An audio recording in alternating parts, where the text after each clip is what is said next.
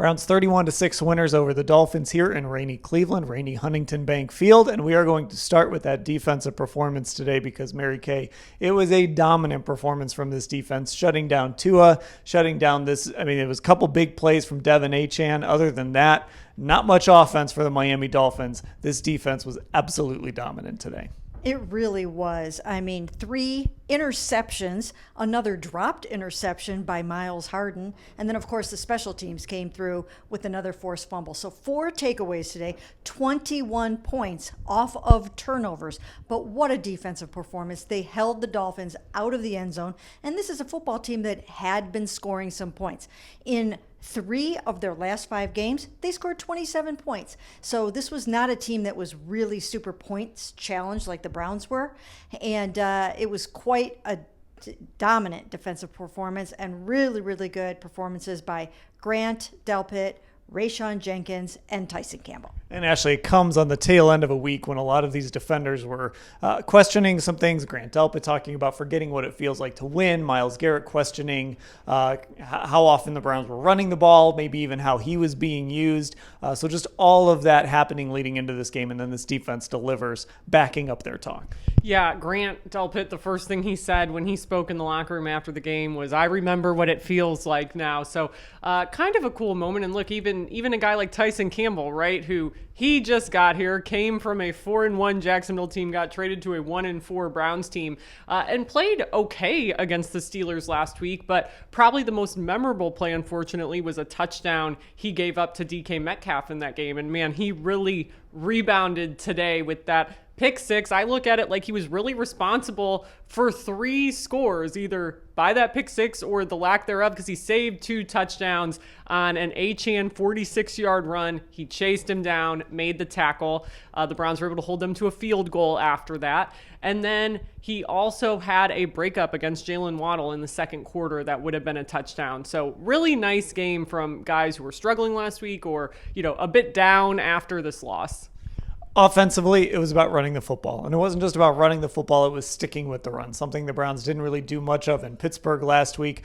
Mary Kay, Quinshon Judkins, probably, I know statistically it might not go down as his best game as a pro, but 84 really tough yards, had a big run, was running out of the Wildcat, 3 touchdowns, the first Browns running back to have 3 touchdowns in a game since Nick Chubb did it back in 2022. So just a really great performance by Quinshon in this run game in this victory. Yeah, it really was. And it got off to a little bit of a slow start. He was like 0 and -1 and 1 or something like that, and it wasn't going very well, but they stuck with it this time. They did not abandon the run, kind of like they did last week in Pittsburgh, which also drew some criticism from Myles Garrett just on Friday.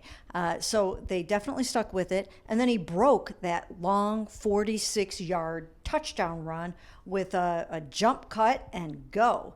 And that was the longest play by the Browns this entire season. So that was really cool by him. And again, you're playing against the 32nd ranked run defense, so you expect to hit some of those plays. But still, it was nice to see him do what he can do. Yeah, and Ashley, this is what the really good backs do, right? Maybe they start off a little slow. Maybe the run game isn't going where it's supposed to go. But if you keep feeding them the football, at some point they're going to break free, especially against a defense like this. Yeah, exactly. And we talked after the game on the pod, just this idea of the numbers in the box score might not be eye-popping, but if you watch this game and actually watched him run, those plays Mary Kay is talking about, they were so impactful. They were such powerful runs. They were exactly what this running offense needed today against the league's worst run defense. So not the best numbers, but still good enough to get the job done. All right, let's do a vibes check here. The Browns win their second game of the season. Maybe they just need to wear those brown uniforms, as much as I hate to say it. Maybe they just need to wear those brown uniforms every single week because they're 2-0 in them. But a vibes check here is they go to New England next week, and then they get their bye week, Mary Kay. Obviously, this is not where they want to be, but this was also a win considering everything that was swirling around this football team. I don't know what we'd be talking about in this video if they had lost this game. This team just needed a win, and maybe this gives them something to build on here over the next month, month and a half. Well, first, let me say that I never thought Kevin Stefanski was going to be on the hot seat after this game, or that he would get fired after this game. There were so many things swirling around. There were little rumors and innuendos, and sports talk radio was going nuts with the fact that Kevin Stefanski might be in trouble if they lost this game. And I never felt that that was going to be the case. Everyone knows that Kevin Stefanski has been given a very rookie-centric offense, a rookie quarterback, and so on and so forth. But it does kind of quiet the outside noise, if not inside, because they are pretty well sticking together for the most part.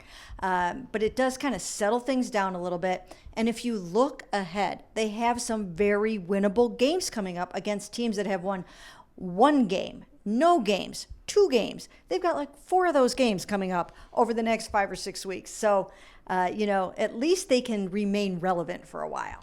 Yeah, Ashley, it's a chance to take a breath. I almost likened it to like just taking a walk, right? Like you need to get outside and take a walk sometimes, or you go for a run, get a workout in, whatever. That's what this was for the Browns. Things were tense and just didn't feel great, whether it was on the outside or the inside.